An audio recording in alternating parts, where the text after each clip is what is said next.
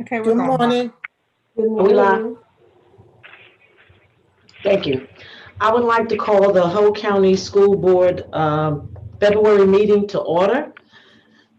And I am going to ask Ms. Barbara Boyd to give us the invocation. Thank you, Mr. Gray. Let us pray. Dear Lord, thank you for the privilege to pray. Thank you for those whose sacrifices and courage gives us that right. We pray for this nation. We pray for the world. We especially pray for Hope County School family. Every member of this family we ask a special blessing upon. We ask for your guidance as we go through this meeting. Let us make decisions that are pleasing to you and beneficial to all who are involved. We ask that you continue to bless us one by one and collectively. We pray for all. We ask for forgiveness. This is our prayer. Amen. Amen. Amen. Thank you so much for that prayer.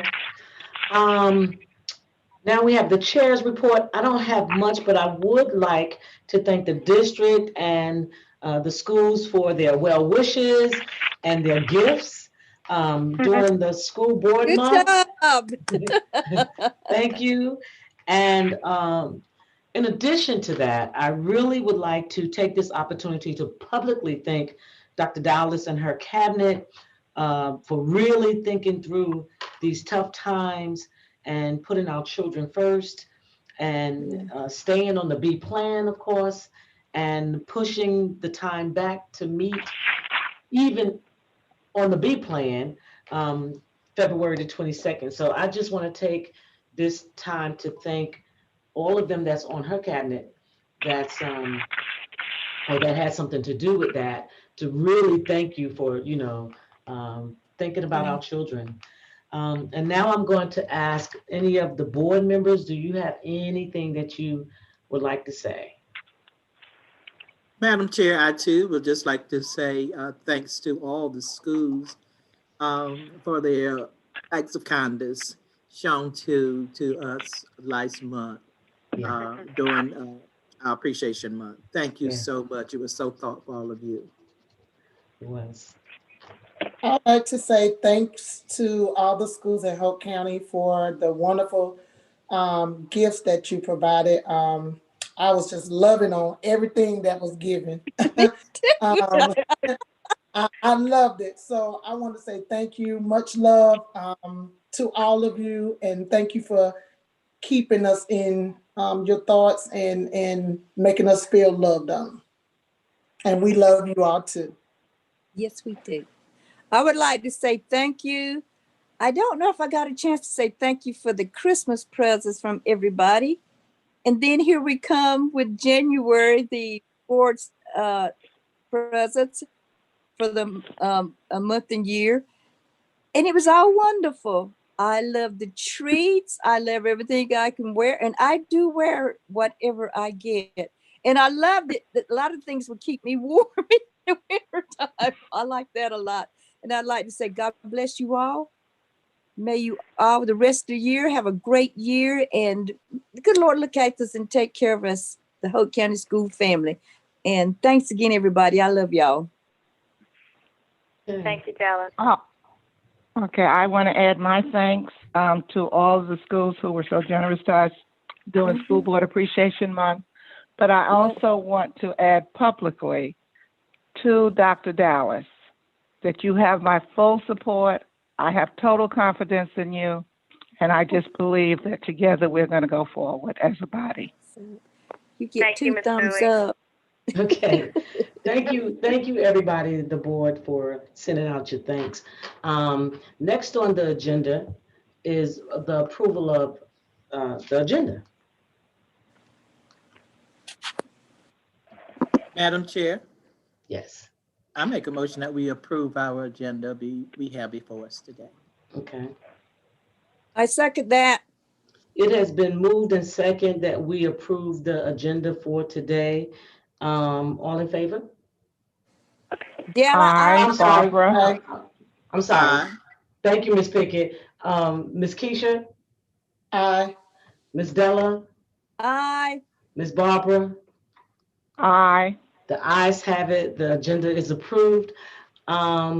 Next on the agenda, thank you for that, spotlight on success, and I will yield to Dr. Dallas. Thank you, Madam Chair and members. We do have 2 items for Spotlight on Success for this morning. Our first item is the Blue Ribbon Award for Excellence in Communication. We did have a virtual ceremony last week, and we were able to participate. And Hope County Schools did receive a silver in photography, a bronze and a silver in digital media engagement, and 2 silvers for electronics media. So we do want to send out a special thank you to Jody Bryant, who did submit our publications from the district for that recognition. They will be mailing those plaques to us, and we will be hanging them in the foyer or on this front wall once we receive them so that we can proudly display those.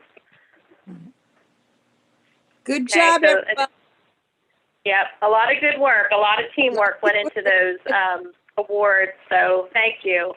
Yeah. Our second item for Spotlight on Success is the bulletin board artwork display this month, which is from Hawkeye Elementary School. Absolutely lovely with the students' artwork. Something's always so precious about students' artwork. But they did an excellent job this month for us, and that's proudly displayed in the foyer of our boardroom. It's beautiful. It's beautiful. Yes. And Madam Chair and members, that concludes our Spotlight on Success for this morning. Thank you so much, Dr. Dallas. Next on the agenda is the consent agenda. Can I get an approval? Madam Chair, I move that we approve the consent agenda 1 and 2.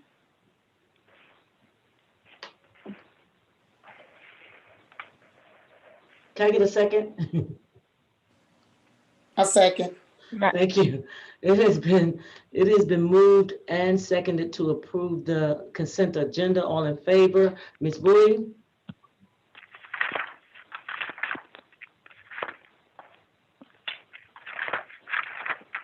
Ms. Bowie? Aye. Ms. Delamena? Aye. Ms. Keisha Gill? Aye. Ms. Iris Pickett? Aye. The ayes have it. The consent agenda is approved. Next on the agenda is the action items. Again, I will yield to the superintendent. Great. Thank you, Madam Chair. Members, this morning we only have 1 action item. Action item number 1 is our 2021 summer program testing. Let me please recognize Dr. Chad Hunt, our Director of Testing and Accountability, and ask him to share this information with everyone. After he does share the information, we'll ask if there are any questions, and then we will be asking for your approval. All right, good morning. I hope everybody is doing well. Good morning. Good morning. Our summer program is typically known as the opportunity for students to go through a little bit of a remediation period, but also to participate in retesting in the summer after the academic year closes. So it has to take place after the last day of school.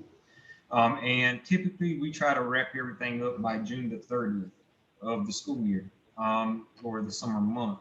But if you go through and read, I think Dr. Ramshore, you are doing the driving. So if you can skip down to page, I think it's going to be page 2. We typically follow course or number 3 right here, repeating a course for credit for the EOCs, but also again with number 2, also whenever we're dealing with EOGs, which typically states if a student otherwise did not pass the class and needs a chance to go through any type of remediation for the course, so that they can get credit for the course during the summer, or if the students were not proficient on the state assessment for the North Carolina end of grade tests or the North Carolina end of course tests, getting that remediation gives the students another opportunity to retake the test. And for EOCs, it doesn't matter if they took that class in the fall or if they took the class in the spring. So ultimately, it's a second chance for students. and we try to do what's in the best interest of them by providing this opportunity with them after school closes. So to go through with that, we'd also like to point out that as a reminder, just to let you guys know, that this does take place for all grade levels in grades 3 through 12. This year, because of the English test, we'll go through the standard settings process. So English will not be available to students this year in grades 3 through 8. Last year in 2019-20, the state of North Carolina did do the standards process setting for the North Carolina EOC for English 2. So English 2 will be offered this summer for our high school students that are enrolled in that course. But the other classes that will be offered will be grades 3 through 8 math, grades 5 science, and grade 8 science, grade 8 math 1. And then at the high school, it will be math 1, math 3, biology, and as we mentioned earlier, it will also be English 2. The last day for students is June the 3rd. Last day for staff is a mandatory work day of June the 4th. So our instructional dates for the summer program would be June the 7th through the 25th to get that window in for the students to go through the remediation and take their tests. So I would just like to make that recommendation that we continue to go through with our previous years of practices and offering the summer availability for students to participate in this chance to do any type of remediation and academic recovery. So at this time, does anybody have questions about what entails in the summer program? I do. Chad, how do you think this summer program is going to be, or is going to differ from 2019 summer program, given the fact that we're in a pandemic? How many children you think we're going to probably be servicing? I think that honestly, if it continues to go with what we've already seen, or the trends that we've seen with this school year, we are going to reach out to more students. Yeah. And then with that, we are currently in the process of designing what the summer program would look like. So it could be a hybrid model, such as we are doing now with the Plan B, where students come on rotation days, or even providing the opportunity for some students to be virtual and participate in it. But to go along with that, all students do have to come into the school building and take that assessment in a face-to-face setting. So if the trends continue, we may reach out to more students this year to provide the opportunity to them. Okay, all right. So I read something somewhere in here, I think it was page 5, I'm not sure, that credit discovery or something like that, you only get a passing, and then the test for credit, you actually get the credit. Yes, ma'am. So why would someone take it just for, without getting the credit, just to be more proficient? So for that pass-fail opportunity for right. So typically what ends up happening, in Dr. Register or Mr. Edwards, you can chime in if I'm saying anything that's incorrect. But typically, if I'm not mistaken, it kind of, I want to say that if the student had failed, they could be proficient on that state assessment for the end of course, but have failed the class, and therefore is doing a damage to the GPA. If the student takes that credit recovery, they drop that failing grade and replace it with a P for pass. Okay. Yeah, that's correct.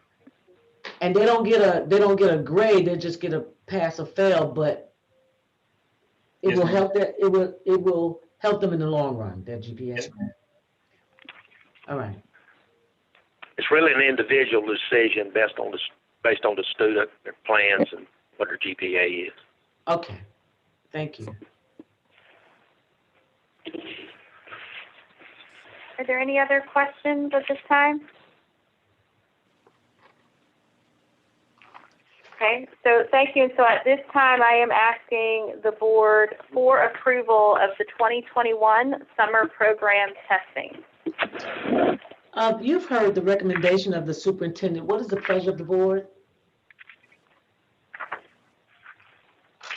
Madam Chair, Yes. I make a motion that we approve the 2021 summer program as been presented by our superintendent and staff. Thank you. I second. It has been moved and seconded to approve the summer program. All in favor, Ms. Pickett, Aye. Ms. Delamena, Aye. Ms. Keisha Gill, Aye. Ms. Barbara Bowie. Aye. The ayes have it. The summer program 2021 has been approved. Good job. Madam Chair, Yes. you also are not recording your vote. Do you, you may want to indicate that your votes as well. My vote is aye. Thank you. Thank you. Okay. Okay, thank you, Madam Chair and members. That concludes our action items for this morning. Okay, thank you, Superintendent. Next on the agenda is information items. I yield to the superintendent. Thank you, Madam Chair and members. This morning we do have 5 information items. Information item A is an athletics update. I did want to ask Roger Edwards, our Associate Superintendent, to speak to that, please. Thank you, Dr. Dallas. Madam Chair, board members, I wanted to take a few minutes briefly, and give you a little update where we're at right now in February the 9th, 2021, as far as athletics. We have reached the conclusion of the volleyball. You have an attachment there. We've reached the conclusion of volleyball, cross-country, and swimming seasons. First of all, on volleyball, did quite well as far as dodging infection and quarantines. I missed a couple of volleyball matches due to other team quarantines, so that is a good thing. The second piece on the volleyball is that we had one all-conference player. That is Gina Saunders. Gina's a junior at Hope County High School. And when we have these all-conference players, I always like to take a look at their academics and that sort of thing. And what I saw when I took a look at Gina's transcript is she's an excellent student as far as academics go. She's enrolled in honors and advanced placement courses, and she has a very nice GPA, which I'm sure someday she'll really appreciate. Cross-country, all 4 meets were completed. We were able to host one of these meets at Hope County High School. Swimming was very challenging this year. St. Andrews University pool nor UNCP pool were available for use for practice or for competition, so it's very challenging. But our athletic director and coach, Lee Artis, and the swimmers were able to work around these challenges. Completed 4 meets. We had a Hope County swimmer named as the conference female swimmer of the year. Each year the conference names a male swimmer of the year and female swimmer of the year, and this year the female swimmer of the year for the conference came from Hope County Athletics, a senior at Stanhope Early College High School who is Nevaeh Roverato. Nevaeh is enrolled in all college courses at Sand Hills Community College and is on timeline to graduate on time with her high school diploma and that associate's degree. So that's really nice. A couple of items on how this logistically was able to take place this year is normally we, of course, practice at St. Andrews University pool and the meets were held there, but this year Mr. Brigman, athletic director, was able to secure a spot at Sand Hills YMCA in Fayetteville for our practices. The meets were held at several different places. One meet was held at the Westover Aquatic Center over in Fayetteville. One meet was held at, and these are conference meets, was held at College Lakes Pool, and 2 meets, the teams had to travel to Smithville and take place in the Smithville Aquatics Center. So we're really hoping that next year we'll be back on a regular schedule, and we hope really soon to have a competitive pool in Hope County. That would be really nice.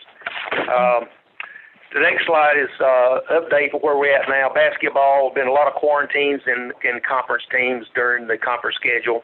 It was originally a 14-game schedule. Athletic directors met a couple of weeks ago and just reworked that schedule to the final 7 games.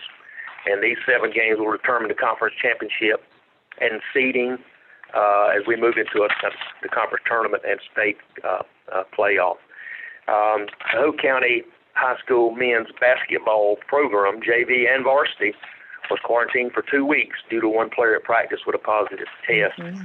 So for a period of 2 weeks, they didn't play at all. Women's basketball team has had no quarantines, but has missed a couple of games due to other teams' quarantines, and those, I think, have been made up now. As we presently sit here, both teams continue at play. So I think that the difference between volleyball and basketball has been easy to see, that the more individuals involved, the closer the contact and the more opportunity there are for issues to take place. And it's not always your fault or the team's fault or individuals here's fault, or it's just the nature of what we're dealing with. Our soccer team currently is 2-2 with 1 tie.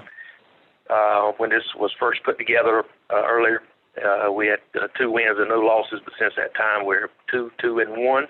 We're in 5th place in the conference, and there's 9 matches left in soccer, so that continues to move. Our bowling team, there will be 4 meets scheduled to be held in Lumberton and Southern Pines, and that season is scheduled in on March the 1st. Football's coming up on February the 20th with a scrimmage. There will be 7 conference games. JV will play on Thursday night at 6 p.m. Varsity games will start on Friday nights at 6 p.m.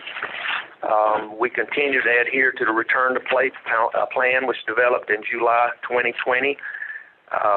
That's daily COVID questionnaires and daily temperature checks of all athletes for practice, whether it's in season or out of season, and also for games. There are no personal items anymore approved for student use. Each athlete must bring their own personal items, their own water bottle, their own towels, their own additional clothing.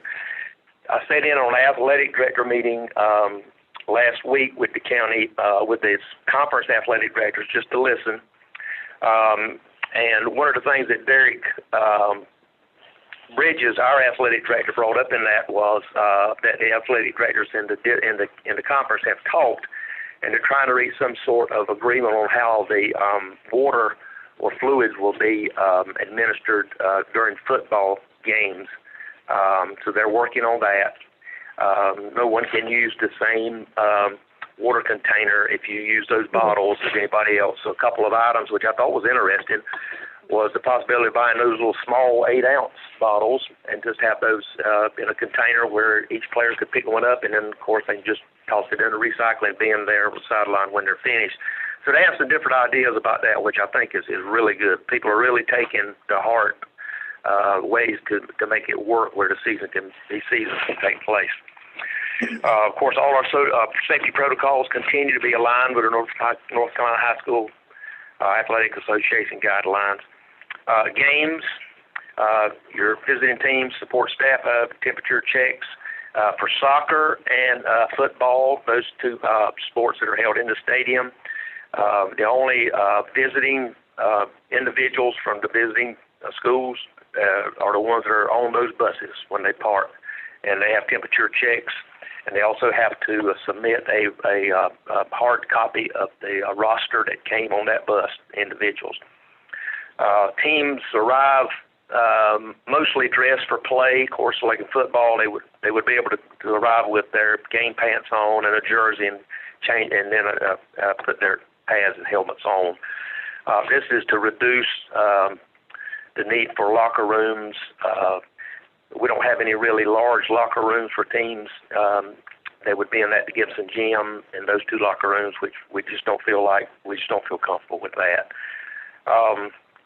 Individuals on the sidelines must wear cloth face mask at all time. Gary told me that also he's got sideline credentials for anyone that on that sideline. They have to be a display in that, or they'll be removed. And you can read down that list that the water cooler is not permitted. We talked about that earlier. The teams enter through separate gates. The stadium is outside events are limited to 30% of the stadium capacity or 100 spectators, whichever is less. And in Raz Autry Stadium, 100 spectators would be the least. So we will admit 100. Those tickets are available for parents of our team. Anyone who enters the stadium as a spectator must have a ticket. And the athletic directors agreed during the meeting that I was at that no spectators from the visitors. We would not. Normally, in a normal season, you would provide some ticket sales, pre-ticket sales, or passes, or a game list where coaches' wives or those sort of things people could get in. That's no longer available this year. If you're not on that bus, then my understanding is that you don't go in. Any questions or concerns on the athletic update? I'll be glad to address. Thank you so much for your support and your confidence. Thank you, Mr. Edwards. And we do really appreciate Gary Brigman and his staff for all that they're doing. It's, everything has to be thought through in 100 different ways, considering mitigation strategies to make events work for our students. So I do really appreciate all of their work and think time and putting in protocols and procedures so that we can do our best to get our students and our players out there on the football field. A lot of people involved with that. So thank you, Mr. Edwards. Yes, ma'am. Information B is our return to Plan B, face-to-face instruction, and COVID-19 updates.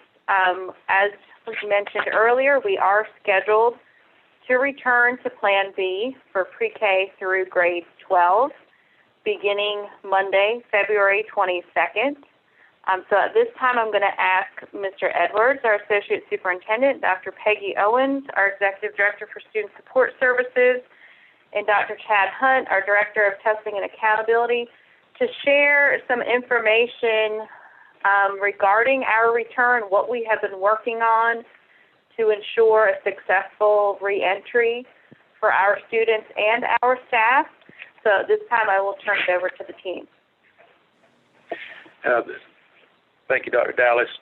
The first chart that you have is a restart readiness check-up list chart.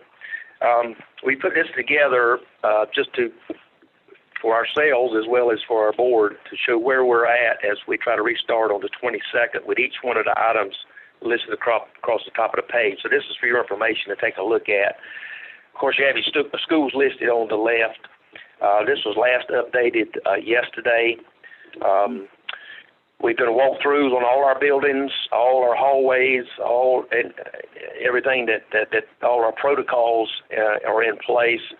You can see that our floor decals are holding up pretty well. We do have some places that have to be replaced, and we have a few of those. We're also looking at getting I've asked Parish Signs for a quote on some replacements.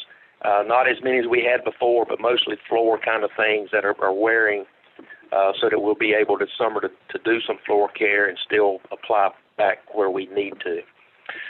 Safety protocols, Bob Barnes, Joel Barnes, Brewington, these are the dates they have visited these schools and sat down with the principals and gone over the COVID plan for each school. Matthew McGregor and our maintenance people continue to take care of maintenance orders and visit buildings and grounds. These are the dates that Matthew and Scott have verified the last visits for them. Classroom spacing, student shields, both those items are all in place. Now, when we were preparing for the possibility to return to A, we returned some desks into elementary classrooms to meet that need. We don't see a reason to remove those at this point because they all have shields on them, and we've talked with each principal, and the students will not be assigned a seat next to each other. So the 6-foot spacing in those classrooms will be maintained by the assignment of student seating. that way when we add students and we move more towards whatever takes place at a later date, we will be prepared for that as well. So all student desks are in place. All student shields are, in place. Every school has a plan to cover staffing needs, of course, up to a certain point. Our HR is our contact for principals if they need a longer-term sort of substitute to assist, and that would be anything around 5 days. But we do expect the schools to be able, and they have done this since we've been back in school, is to cover within the building as much as they possibly can. Just the random sub line is not activated. We want to control access and who that access has access to that in the buildings. What if a school needs extra space? Each school has a plan for that. Principals have that in hand and have done a good job on that. Now, whether when we first worked on this chart, we wanted to make sure we could cover B, Plan B. We could cover remote or hybrid. We wanted to make sure the meals, the hallways, restrooms, and all that scheduling of those places and how principals were doing that earlier is still in place, and it is. Bus rider updates. Today was the deadline on that. We had a couple in progress yesterday, so I'm sure that they'll get that into Mr. Parrish today so that we'll know who's on buses, and he can finalize those stops for the 22nd. The sooner he gets that information, the better it is. We have, at schools and in storage, we have bulk supplies of sanitizing, disinfectant products, extra sprayers, blowers, power washers. Our maintenance and custodial folks have done a really good job of keeping that. A couple of notes for you down at the bottom there. You can read through those. I'm sure Dr. Owens probably hit the face mask thing in a few minutes. I wanted to make note right down here, third from the bottom, goggles and respirators have been provided to custodians who are doing the disinfectant spraying each evening. This is a precautionary measure, not in response to any known issue. We haven't had any complaints about the disinfectant, any negative odors or contact. But we just want to make sure that our people have, and the maintenance have these too, have the materials that they need and supplies that they need and the equipment and protection they need so that they feel comfortable about what we're doing. I also want to mention that we've made a purchase of 500 plexiglass face shields as a precautionary measure to address any specific staff members that may request a face shield in addition to a cloth mask. Matthew McGregor is in the process of having a case of those delivered directly to the school principal, because that would be the person that would handle that. We also have cases in storage as well. That's, once again, just a precautionary measure. Any questions or concerns, feedback on our chart here? Madam Chair. Oh. Madam Chair. Yes. May I ask Mr. Edwards to give us a little more information on the last item? The one that the sunroom exists to encourage blah, blah, blah. Yes. Could you give us a little more about that? Yes, ma'am. When I say room, I'm actually talking about space in the rooms. Yes, ma'am. That we do have space that as we move forward, if there's additional students who parents express a desire for the children to come back, that schools and rooms, there are some space at this time and still maintain the 6-foot distance. And of course, we will reach a point in several schools quickly that are already tight. So we have to keep a close eye on that. But there is some room that if we have, and we've had these conversations with each principal, that if you have parents that want their child returned, and whether it's through some adjustments in scheduling or if it's adjustments in extra space or assignment to students to different rooms or whatever, teachers, that we need to be flexible in our thinking so that we don't run into a bottleneck. That's basically what we're trying to say there. It's more of a space kind of issue than room. Room is probably not the best word to express that. those schools that are already toward being tight, what do you do if you get students who are in those districts and need to go to those schools? How would you handle that? I'm sorry, would you repeat that? I couldn't hear it. Say a school such as Sandy Grove Elementary is the one I'm looking at. Yeah. How would you, if you suddenly got several students who wanted to go to a particular school that's already tight, how would you handle that? Would you send them to one that's not tight, or particularly if they were bus riders? Well, the expectation, the goal would be that we handle that at that site, at that attendance area, whatever, for those students. And there is some space. You mentioned Sandy Grove Elementary. There is some space at Sandy Grove Elementary for some additional space. So we've encouraged each principal, and as we've done walkthroughs, we've assisted them to try to identify different spaces that are available. And it may involve in restructuring some assignments for students to teachers, or how you use those teachers, or how you use your TAs, or how you use your other staff that's on site. That's the answer I was hoping for. Thank you. Yep. Yes. Thank you very much. And I think to your point, Ms. Bowie, is, the 6 feet of social distancing is really, that's our guarantee. Like, we want to go after that in every room. So we do realize, as we do have some students returning, we're going to have to just make some modifications within the building, but we want our students to be able to stay in their building. Thank you. Can I ask a question?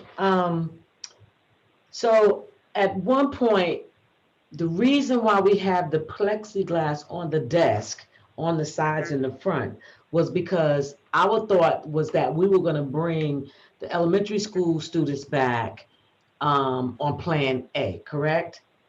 Correct. So that means because we're bringing them back on Plan B, as well as,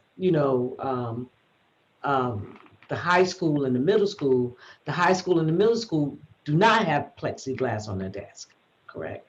No, we've actually just, Ms. McAllister, as an extra mitigation strategy, we have put a desk shield in every classroom. Okay, great. Pre-K 12, because we felt like regardless of the 6 feet, we're all about trying to put in place as many mitigation strategies as we can. And so we were able to put one of those in every classroom on every desk that will be utilized by students. Okay, thank you. Ooh, that's great. Thank God. You. I feel more comfortable that our kids will be safe that way. Yeah. So Yeah. that's a blessing. Yeah. And just to follow up on some other Plan B, like logistics, just in the past, we'll continue to do breakfast and lunch in the classroom. That's what we had done, the first semester, and that went really well. Only the teachers handling the food, that will stay in place. Also, on transportation under Plan B, we have one student per seat unless they're from the same household. Okay. So that will stay true as well under Plan B. And with Plan B, it's 6 feet, in all areas, not just in the hallway. It's in all areas that we're working to achieve that 6 feet of social distancing. Okay. Thank you. Okay. At this time, I'm going to turn it over to Dr. Owens.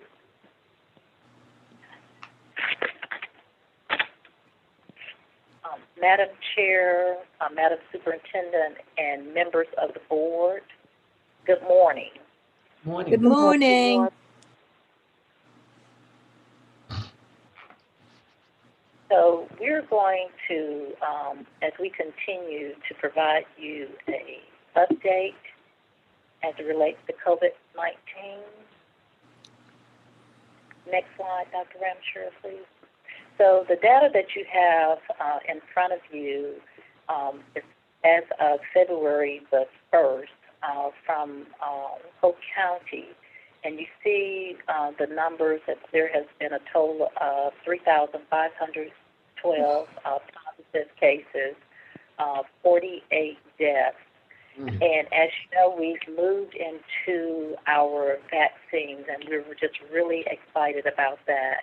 So as of February the 1st, for Hope County, there was 1,444 first dosage that had been administered, and then there had been 109 second doses administered. And I'll talk a little bit later about the vaccine plan and where we are, but I want to share that data with you. The next slide reflects our data among our employees and students from February 1st through the February 5th.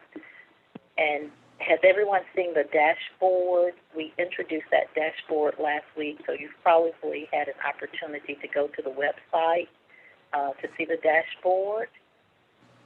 Are you okay with that? If not, Dr. Ramsher can bring it up for you if you would like to see it. I would like to see it. Okay.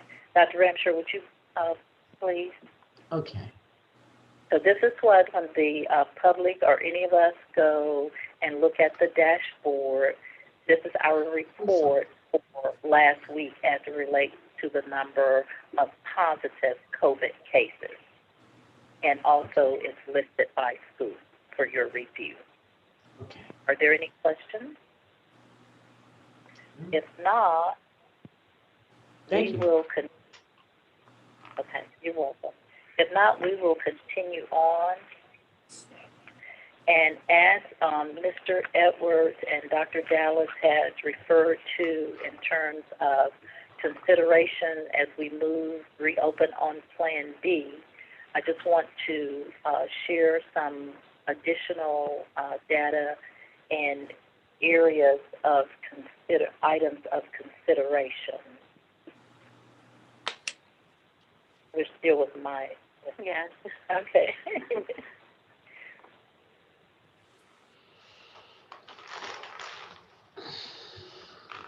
Thank you, Dr. Ramsher. So as we were planning and discussing, looking at what needs to occur for us to return, one of the things that we took into consideration was our positivity rate. During the time that we were planning, our positivity rate was about 17%, but currently, as of today, for Hope County, it is 12.5%. And when I say as of today, but from yesterday, the way the data is reported on the state level. So we are still, our county is still in red, and of course that is a high cases of community spread, but it's going down, so that's a good thing. When we talk about trend and what we have seen within our school community, is that those staff who have tested positive or have been exposed, that's connected to the community, spread. So then that brings us to what's happening now for as our vaccine plan. We are very proud to say of today we do have some employees who have already been received the vaccine in terms of their first dose. Our school nurses were the first group that we were contacted by the health department that those individuals could receive their vaccine. So they would be coming up closely for their second dosage. And we've had some other members of our team to be vaccinated as well. However, we are working closely with our health director, Ms. Edwards, and her plan. And so, of course, you know, we have to follow the state plan, but she's making sure that we stay on the radar. So when she's able to provide vaccine for school employees, we're able to take advantage of that. And as you know, right now, the state kind of changed plan on all of these health departments. So it's the 65 years and older age group that's currently being vaccinated. So in-house, what we have created a registration form for all of our schools. And so we have asked our principals to identify those employees by age group so as the vaccines become available to us, we can say to those persons and contact the health department for them to get an appointment that they can go get vaccinated. And of course, you know, that's an individual choice. So I will just pause for now if you have any questions as it relates to the vaccine plan and next steps. Madam Chair, Yes. may I address Dr. Owens, please? Yes, you may. Thank you. Dr. Owens, Yes, ma'am. how much vaccine does the health department anticipate having left over that they might give to school employees? Because just listening to TV, it seems that the state's not putting a lot of stuff out there to help school employees. Ms. Bowie, that varies. In conversation with Ms. Edwards, it depends, and when I say it depends on the number of doses that come in. One of the things that she, in terms of working with us, and she has submitted a plan to the state, you know, to include school employees, and I'm certain that you have heard on the news that different things are happening across the state. But she has ensured us that as vaccines become available, that she will reach out to us. And so that's one of the reasons in terms of our plan that we have the registration form that's available for our school employees. And what happens is that when she let me know, I can go to that registration form and say to those employees, okay, the time is now, or send out to the school principals, I need for so-and-so, I need your name, information I already have, and I just email that over to Ms. Edwards, and she will schedule an appointment for those employees. And I will say that we have been very fortunate at this point in time, and so we're just awaiting when those dosage are available to us. Question 2, can you make that same kind of arrangement, say, with Cape Fear and First Health? Because they're both doing vaccination. Cape Fear, they reached out to us a week before last, and we made that information available to our staff. On yesterday, Ms.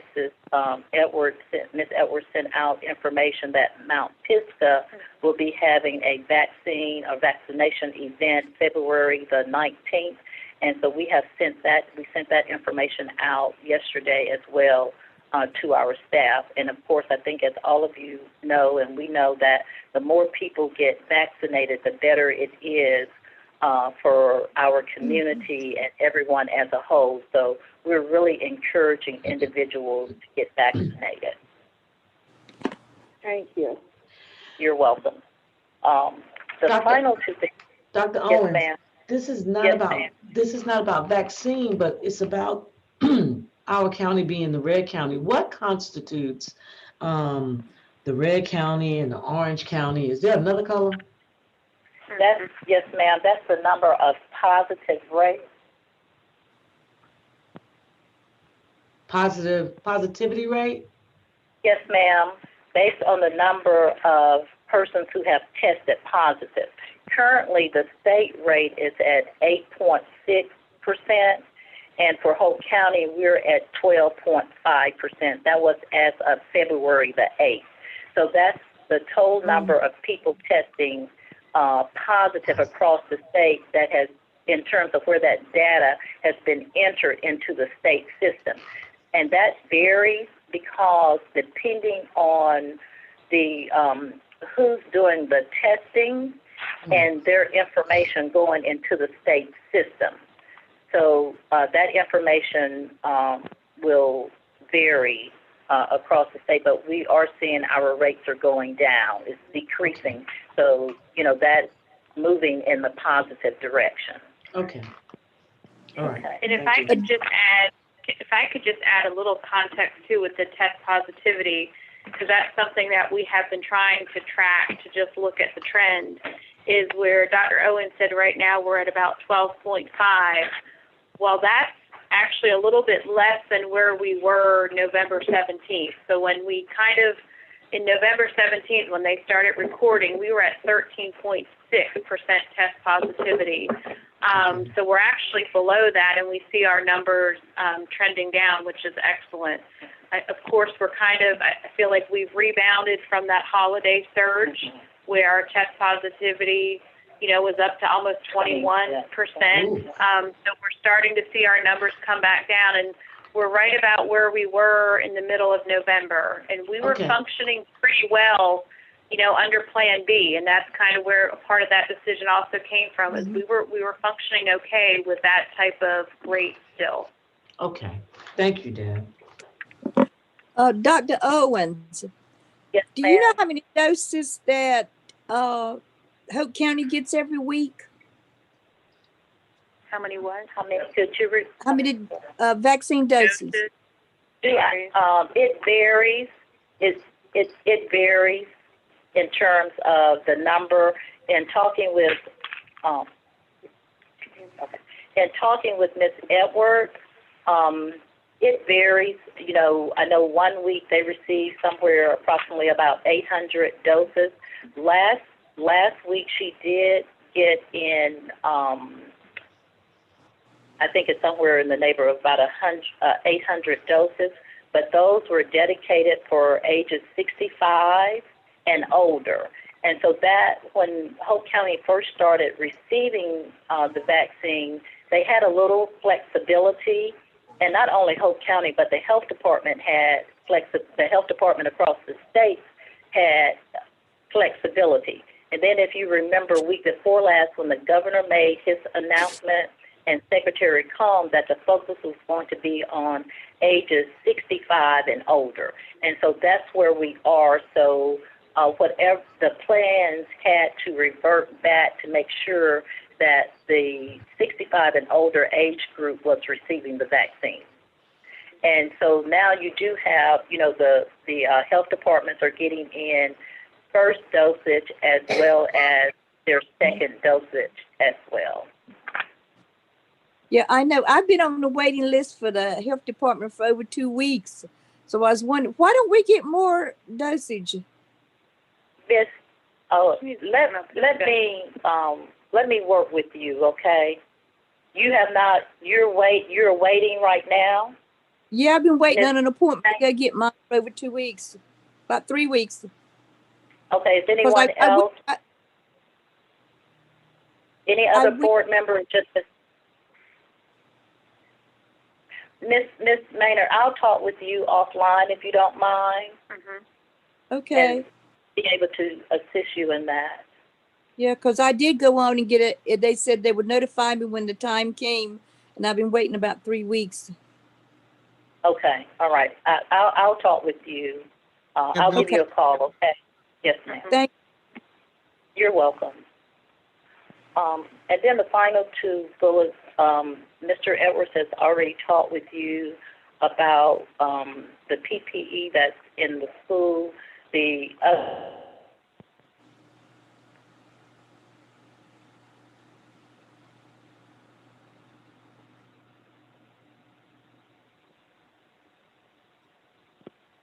lost volume. Yes, I was just to say that. I can't hear either. Dr. Dallas and Dr. Owens. We're not able to hear them. Give me 1 second. Okay.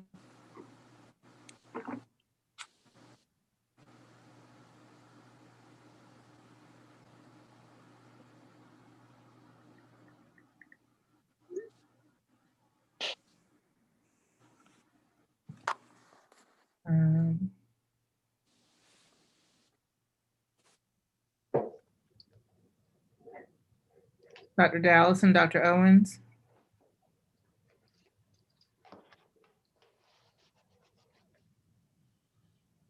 Let's see here. I can tell them.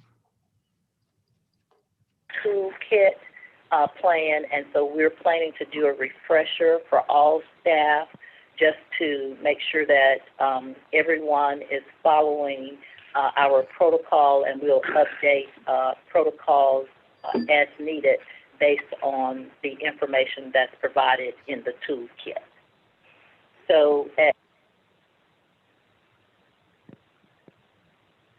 We lost her again.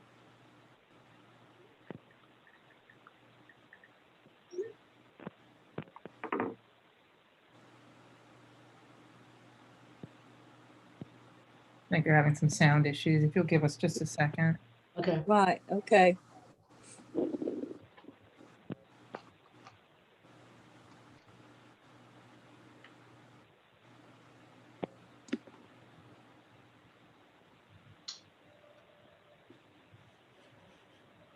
Even though I walk through the valley of the shadow Sorry, of we're death, all of a sudden the will phone fear line no just went evil, out.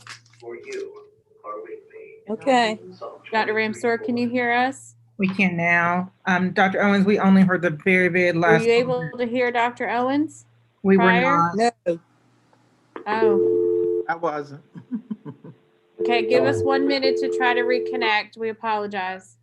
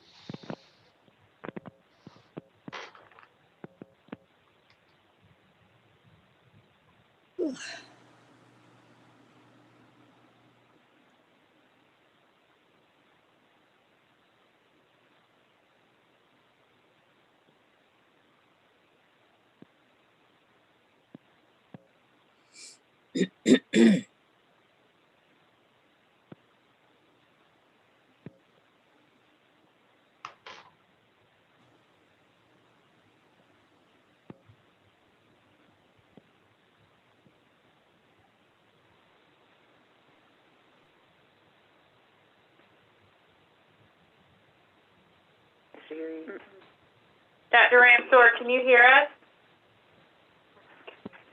Do you want me just to go regular? Yeah, just go regular. Pull up yours. We apologize. For some reason, we're having some technical difficulty. The phone line keeps ending or dropping. So I'm going to ask Dr. Owens. Can everybody hear me at this point? Yes. I can. We'll just run off I of my can. slides. So if you'll go back to maybe the PPE section. Yes. Okay. So can you hear me? Yes, speak Okay, up. baby. all right, okay. So as I was saying, as related to the PPE supplies, Mr. Edwards covered all of that with the exception of the face coverings. And so The volume needs to be up a little bit. Yeah, I'm gonna I turn can't hear her. you're speaking, you were using my speakers at this point. All right. Sorry about that. We're experiencing technical difficulty. So as it relates to the PPE, Mr. Edwards did cover that information as he talked about the disinfecting, hand sanitizer, and all of that. So the face coverings, our plan at this point, we will replenish all face coverings for our schools and departments beginning February the 16th. So we're doing that so that schools particularly will have an opportunity to do their distribution, to have those ready for students and for staff members. Also for transportation, we will replenish those, and the bus drivers will have, as we have in the past, they will have extra face coverings available for our students. Good.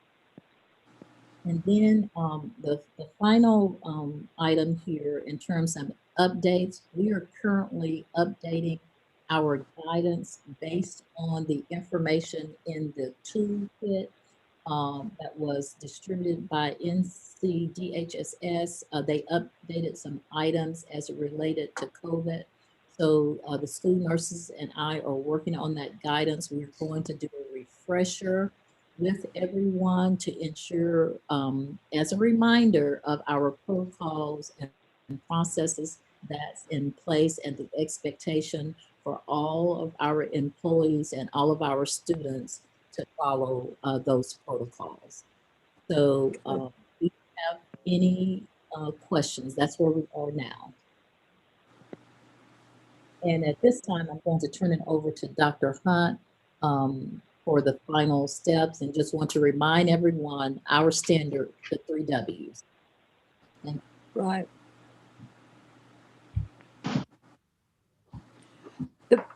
Dr. Owens, the mask we have, I heard recently that we need to have like wear 2 masks with certain masks.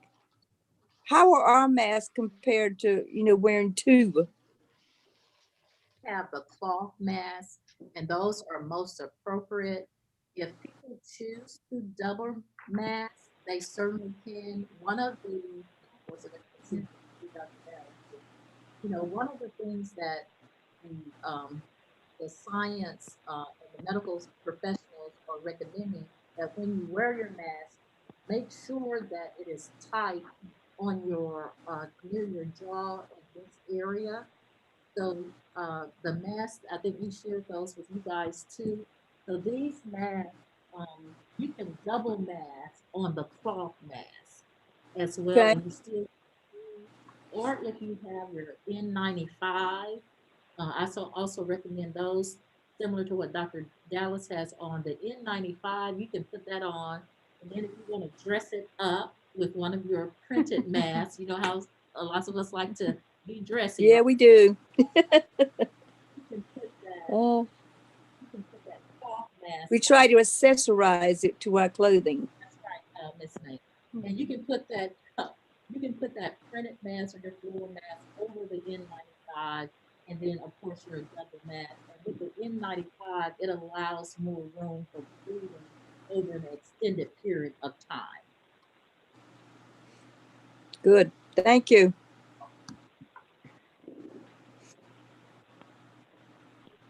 All right, good morning, Madam Chair and board members again. The charts that you have in front of you is about 3 pages, so there's 3 different charts. So I'm not going to really focus on the first chart and second chart, just give you some background over them. The first chart is preliminary data that we pulled or surveyed principals as of last week on February the 5th. We compiled this data together just to show currently how many students are on A-day rotations, B-day rotations, and then the number of students who will be participating in the virtual setting of online. Now, keep in mind that this is preliminary as of last week, so currently right now there is an opportunity for these numbers to change one way or another. Just depends on the rosters that principals have, and we will pull that data once students begin on February the 22nd. So these numbers could change for February. On page 2, we just took the data from page 1 and converted it to percentages, just so you can see the percentage of students on each rotation day type. But then when we go down in page 3, we compared to where we ended in December when we were on Plan B before converting back to Plan C. So whenever you see the S1, that is for semester 1, and that was the data as of the beginning of December. When you look at S2, that's the preliminary data from the first 2 pages from the charts for the students that will begin on February the 22nd. And so you can make a comparison to the difference in the percentages of the students who were participating in Plan B face-to-face in December, and those students that are preliminary to begin on Plan B face-to-face in February, here in about another week and a half. So we do have that percentage there for you, and as you can see, for the most part, roughly just about every school has increased in the amount of students who are going to be attending on a face-to-face rotation day type. And then over on the very last column for virtual students, you can see that the difference for virtually every single one of our schools has decreased for those students who will be attending in the virtual setting. Now just remember that these are preliminary for semester 2. These can change within the next week and a half. And I would probably assume that they will continue to increase before February 22nd starts. So it does Let show. me call you back. I'm on the Zoom meeting. It does show that students and parents are basically supporting with getting the students back in school, regardless of what grade level we are looking at. So ranging anywhere from pre-K to grade 12. So at this time, are there any questions concerning the preliminary data for February the 22nd?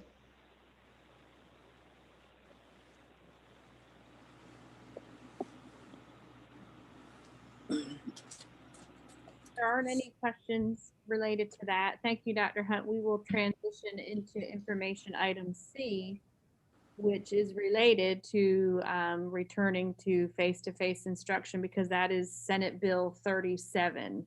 And I will share some information regarding Senate Bill 37. So last week, Senator Berger and Ballard, I believe, did introduce a bill that would require school systems to have students return to in-person instruction in some form or fashion. So I did share that information out. It is not, has not passed, so nothing is mandated yet that's in this plan or in this bill. But if this bill were to be passed and we would have to implement it as is, basically the difference that we would encounter is that we would have to bring back our students or offer to our students who have IEPs or 504s that we would have to offer them Plan A. So right now, we're rolling into February 22nd under Plan B. If this bill were to pass as is, we would start bringing in students with IEPs or 504s under Plan A. So what we are currently working on with our EC department and our principals is we're starting to identify, I mean, we know who those students are, but we're starting to identify what classrooms they're assigned to, what will our spacing look like, and we're basically starting to plan for that to happen, because if this bill or a similar form of this bill passes and we still have that in place, we would have 15 days after this bill is passed to go ahead and implement Plan A for our EC or students with 504. The board has the option to remain under A or B for the rest of elementary. And then we would remain under B for middle and high school. So the main difference when we look at Senate Bill 37, if it were to go into effect, is basically how we are servicing and the amount of time that students with IEPs or 504s would be in the building. As always, we will be continuing to provide a remote option. That is something that everybody feels adamant about, that we continue to provide some remote option for all parents who are not ready to come back into the buildings. Once again, the board has a lot of flexibility in this as far as the type of plan that we do fall under for students who do not have IEPs or do not have a 504. We also have the ability that if we have to shift a classroom or possibly a school to Plan C, to full remote, in case we have quarantine issues or staff issues, that we have the ability to do that, but we would need to notify DPI, I believe, within 72 hours of that decision. So once again, nothing in here has been mandated yet. It's definitely moving. It will probably be a bill that does move quickly. Have some slight modifications, but I just wanted to assure you that we are in the process of planning what that would look like if it does pass, and we'll have a plan ready so that we would definitely be able to move in that direction within 15 days. Carolyn, Ms. Murkison, is there anything you want to add related to this bill? Well, I will say that just to add a little bit, it has passed the first and second reading in the committee in the Senate and, in the Senate, and a third reading will be today. All significantly substantive changes and amendments that have been introduced and put to the floor have been rejected. There's been some minor changes that have been allowed. So for instance, the toolkit we have to comply with the toolkit in this effective, the toolkit as it was in place February 4th. I think that date's been changed. There has been some behind the scenes action and some amendments that have been written that would modify the manner and the scope of the special education 504 services, one being 504 being removed and others limiting in some capacity the amount of EC students. I do know that the individual who wrote this bill did not have a good understanding of the difference between those students who were in regional or self-contained programs versus all special education students, which is about 10% of student body on average in every district. And most of those students receive all of their services in the regular education classroom.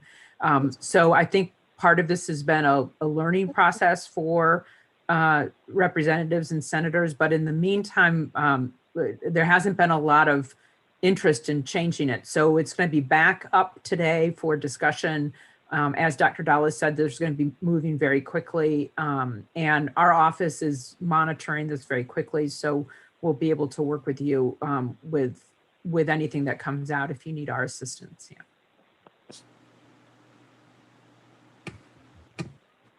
Based on what we know now. Excuse me? I said, are there any questions from any of the board members related to Senate Bill 37 as from what we know now? So from my understanding, we would have to service those EC students or 504 students like every day except for Friday, and everybody goes online on Friday. And they would just be No. some of those students are just within the regular classroom. Is it not? Okay. All right. Yes, Ms. McAllister, there's a number of problems with this bill that will need to be addressed, that we hope will be addressed. It certainly isn't clear that it's not 5 days a week. It's not clear that, if you've got, for instance, if you have a district, let's say that you are in Plan B, and you're using cohort models, the reason that your ability to maintain your distances of 6 feet is based on those cohorts. Right. If 10% of your student body is now coming every day, you're no longer able to maintain that 6 feet of cohort. So there's one bill that's out there that is an amendment in which this becomes optional, but it would also provide funding. So that it would, but again, I don't know if that's going to go anywhere. But I know it's out there. There's concerns about that. So there has been, like I said, a lot of talk behind the scenes, and we've been working with the School Boards Association and proposing some language which would be more narrowly tailored to look at students who spend, say, for instance, more than half of their time in a special education classroom for students who might be coming back in and other things. But whether or not, we just don't know what will happen with the bill, which, like I said, is up for discussion today. And there is a lot of interest in bringing, as a group, these students back. So it'll be very quickly moving.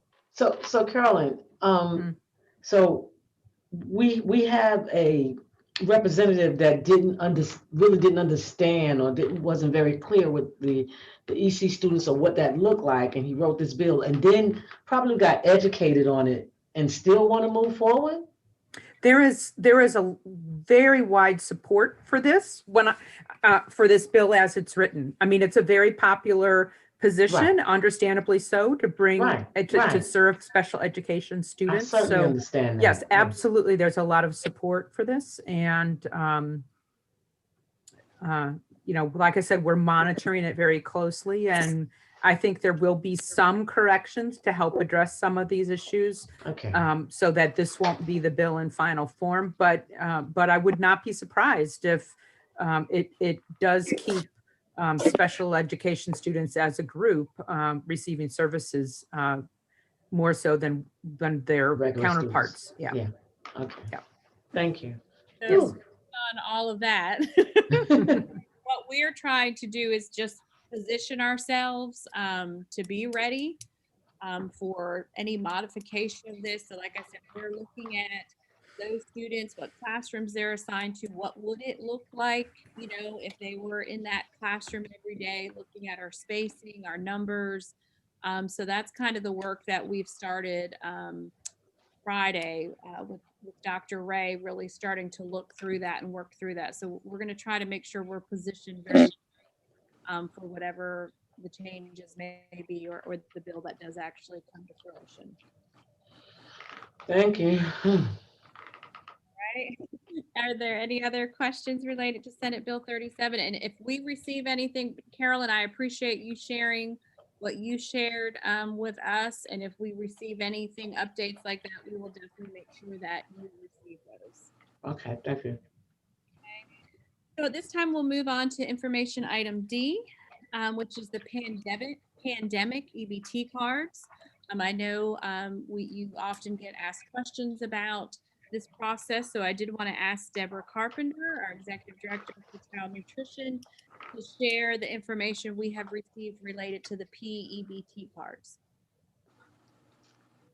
Madam Chair, Mrs. McAllister McCray, Madam Superintendent Dr. Dallas, and all of the board members, good morning. Good morning. Good morning.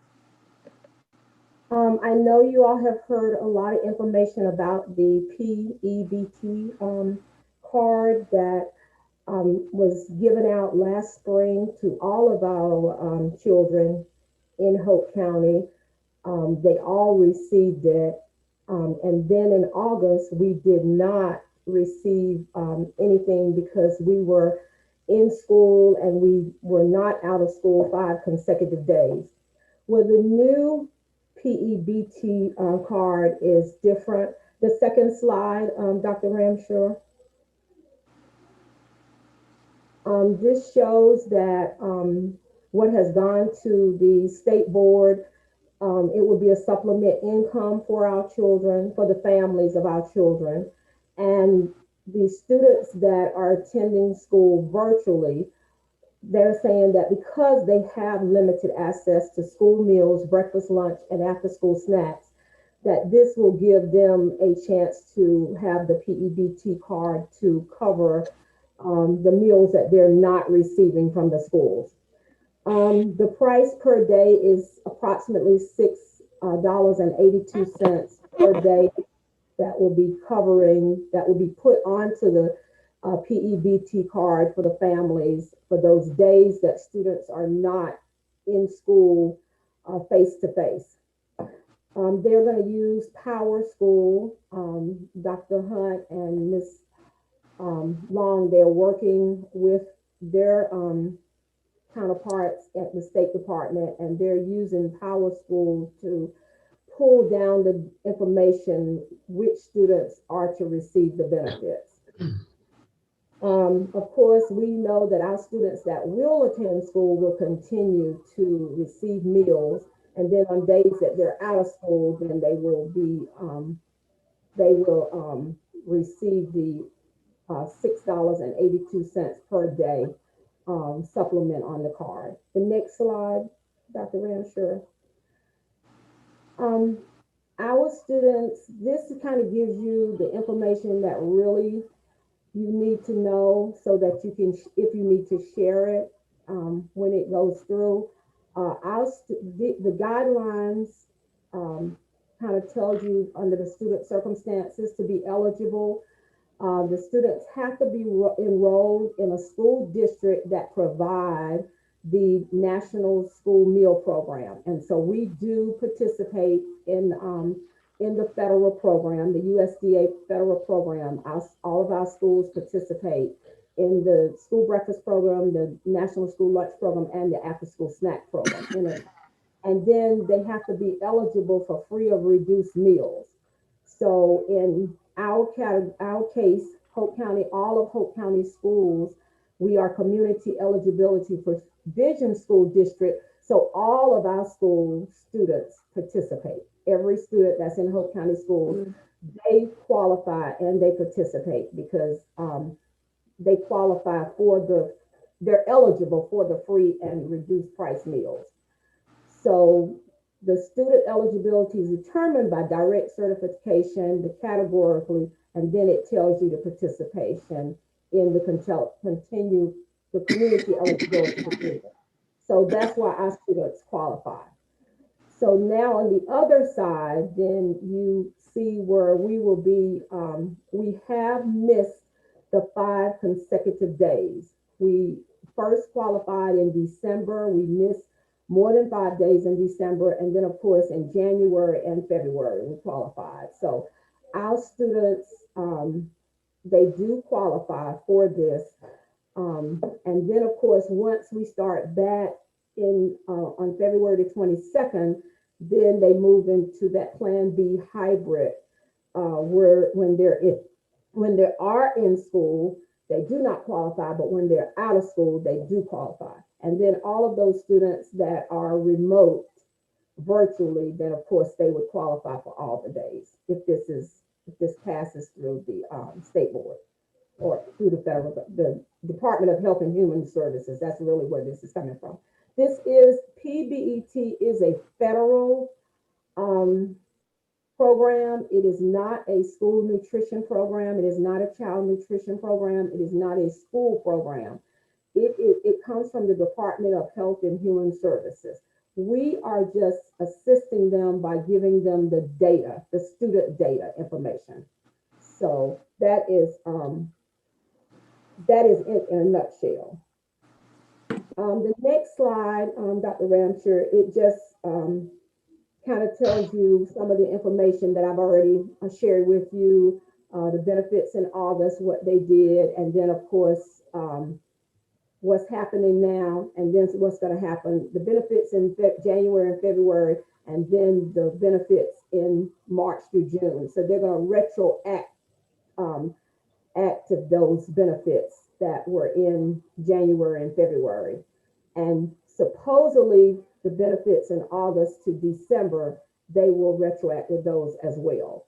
And then going forward, number 3 shows you March through June. That's what they will be, they will do for the students that are on either the hybrid, the Plan B hybrid, or those students that are remote virtually altogether, 100%.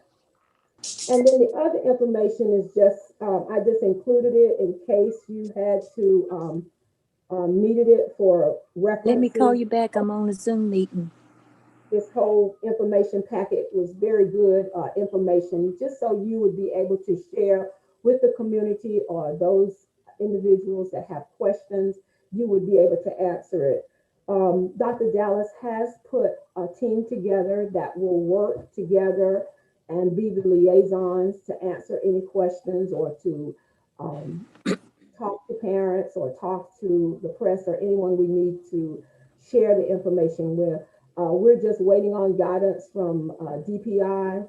I'm waiting on, of course, when they tell us that they're adding the funds to the PEBT card. Those students that receive PEBT cards back in the spring, they will add the money to their cards. Those parents that already qualify for the regular EBT cards, they will add funds to their card. If we have any new parents, then of course, they would have to they would issue them a card. Or if the parents lost the card, that was a big question last week on our Zoom call.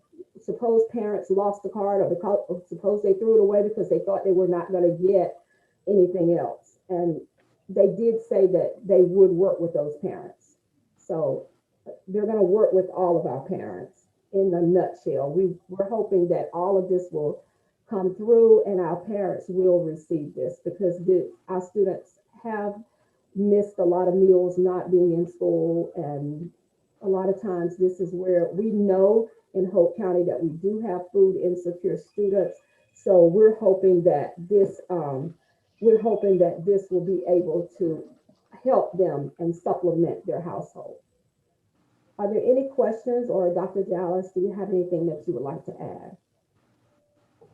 What I would add is we are also waiting for some sort of information and graphics and things that we can utilize to share with the community. We have not received those yet, but once we do, once again, we might go ahead and share those with you as board members so that you have those as well. But at this point, we have not received that kind of communication packet that we're waiting for.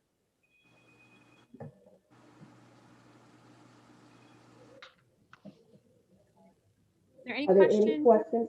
Yes, from any board members?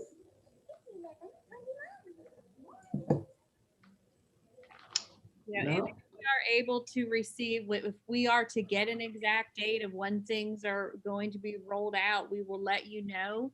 But it should be sometime mid-February, which we are approaching very quickly. But if we're able to get more information, we will share that with you as well.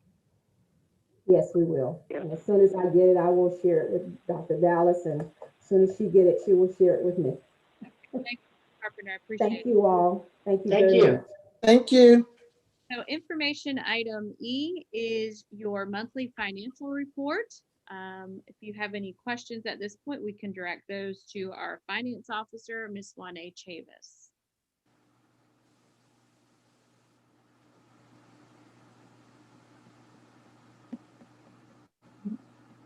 Are there any questions related to financial report? No. Not, Madam Chair and members, that does conclude our information items for this morning. Thank you, Madam Superintendent. Next on the agenda, if there's no questions, is closed session. I need a motion. Madam Chair, I move Chair. we Either one of go them. ahead, Barbara. Madam Chair, I move that we go into closed session for the reasons stated on the agenda. Is that okay, Carolyn? So what I know that we've been doing this for a while. We can either say for the reasons stated in the agenda, if we get that right. I think the other possibility is to just read what's actually in the agenda. That way the record will be clear that the reasons that we're going in. So I if it's all right with you, Barbara, if you could read the full motion. Okay. We have it. I think All right, they have board, it now. Yeah. I'm ready.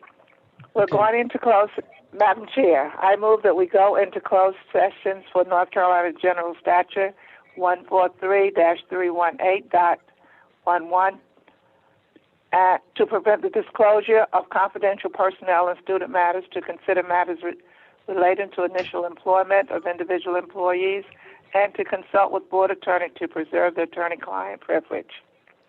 Thank you. I need a I second. second. Thank you, Della. It has been moved and second to go into closed sessions for the reasons of the board enters into closed sessions under North Carolina General Statutes 143-318.11 to prevent the disclosure of confidential personnel and student matters, to consider matters related to initial employment or individual employees, and to consult with the board's attorney to preserve the attorney-client privilege. All in favor, Ms. Pickett? Aye. Ms. Keisha Gill? Aye. Ms. Delamena? Aye. Ms. Barbara Bowie? Aye. And myself, aye. It has been, so the ayes have it. We're going into closed session.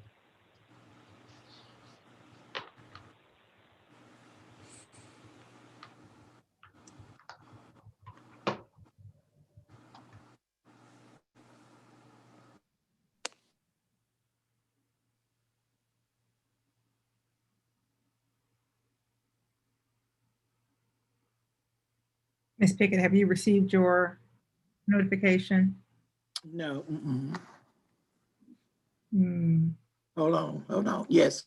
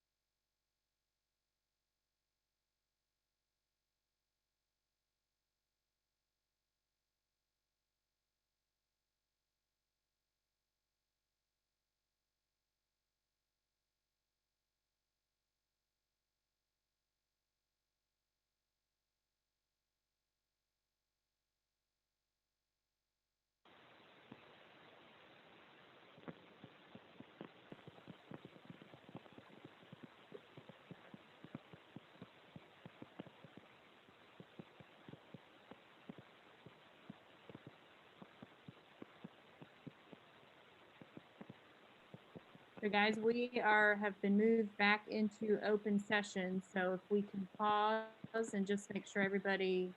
I did not, I was moved back, but did not hear the vote. Can we repeat the vote? Who was the first and the second? The motion was made by Ms. Pickett. It was seconded by Ms. Bowie. Yeah, I did not hear the poll. We didn't get finished. Didn't call it. So yeah, we didn't get finished because she took us to open session, but I'll do it now. Ms. Okay. Delamain, unmute yourself. Unmute yourself.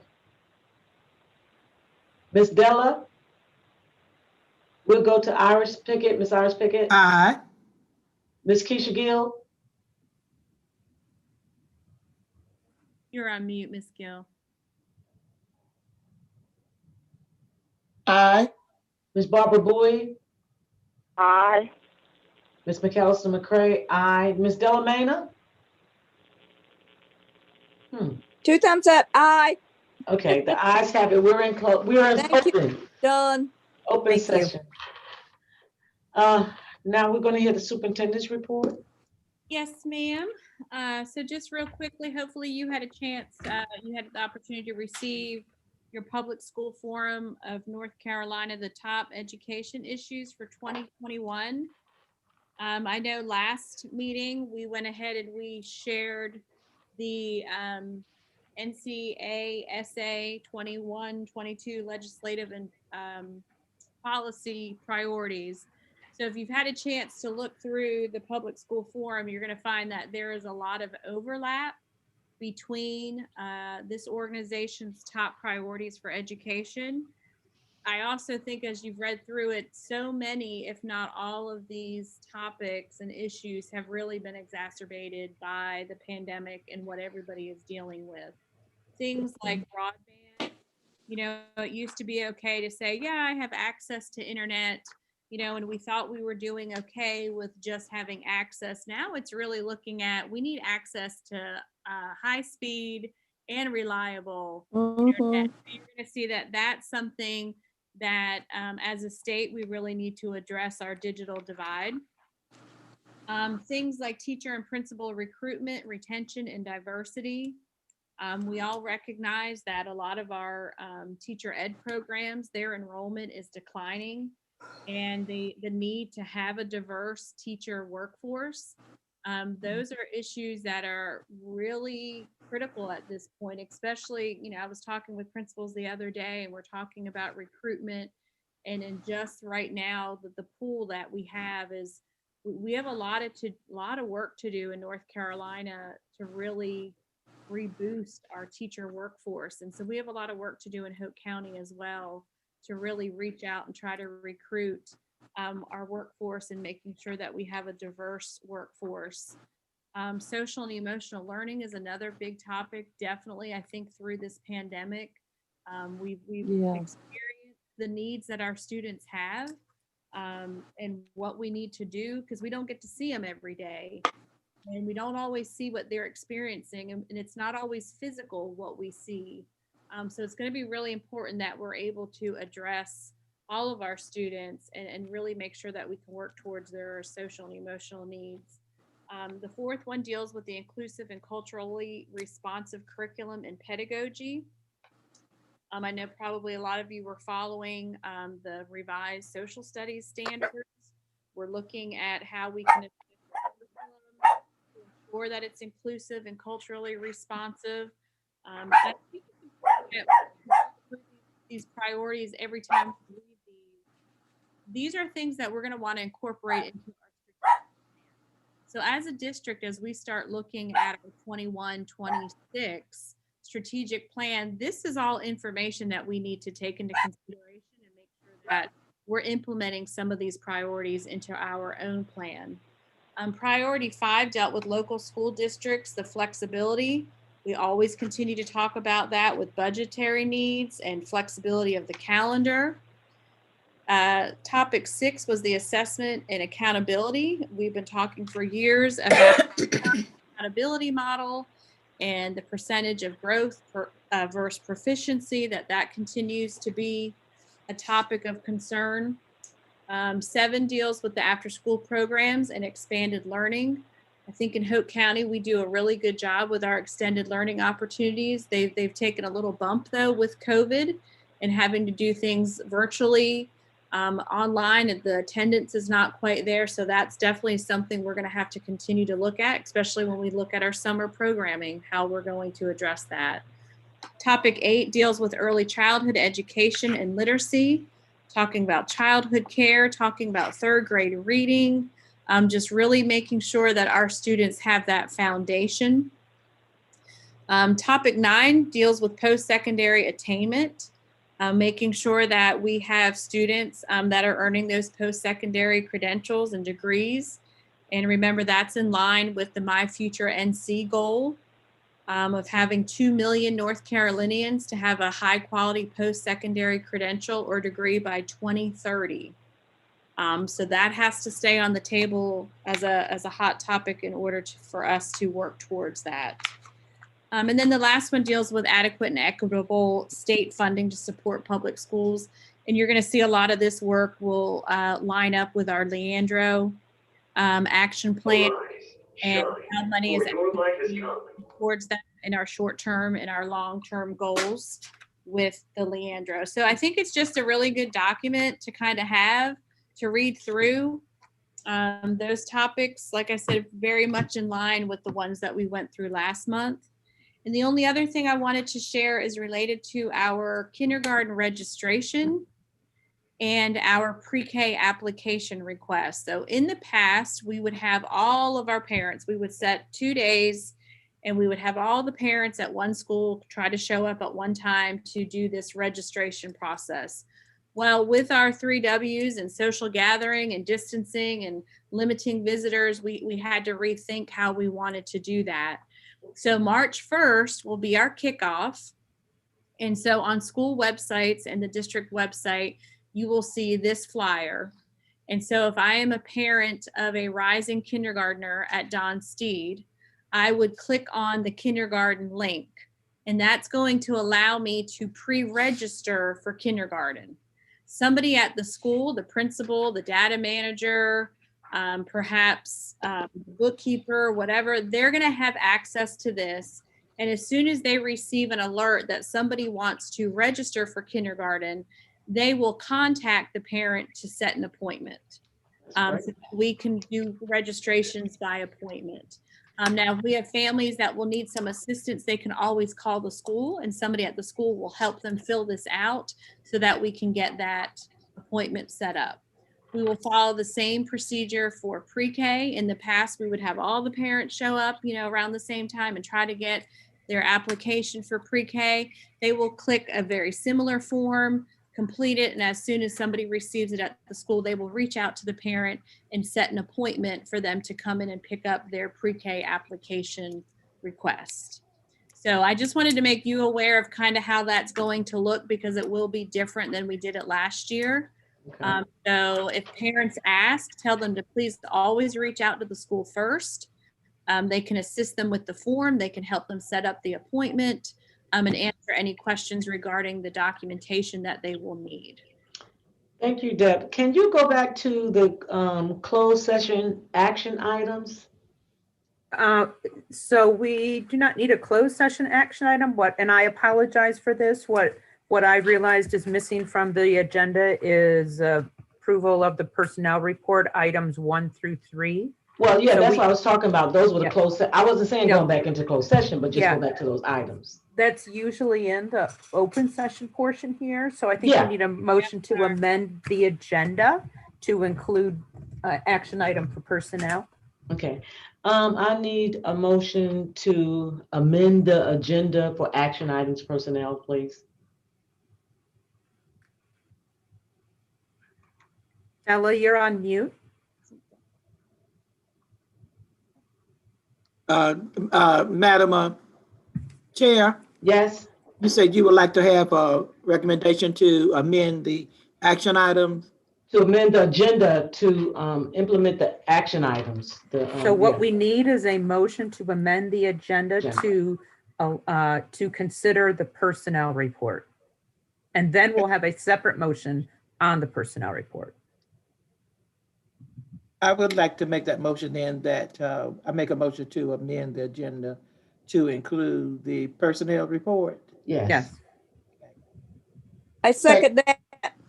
It's been moved and seconded to amend the agenda to consider the personnel report. All in favor, Ms. Bowie, Aye. Ms. Pickett, Aye. Ms. Keisha, Aye. Ms. Delamena, Aye. Ms. Rosa, aye. All ayes. The agenda has been amended. Now, We, go ahead. now we need a motion to approve the personnel Right. action items 1 through 3. Okay. I need a motion to approve personnel. Well, do I need a recommendation from the The superintendent? superintendent. If it was already recommended, because Okay. that's what's in the personnel report. Okay.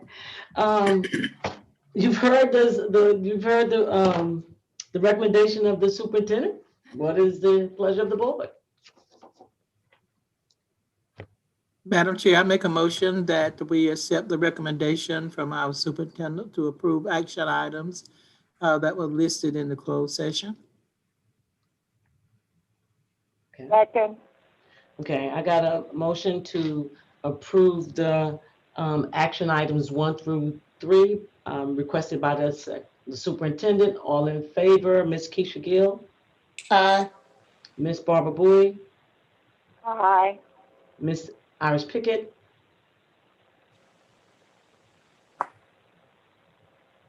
Ms. Iris Pickett, Oh, aye. Can you hear?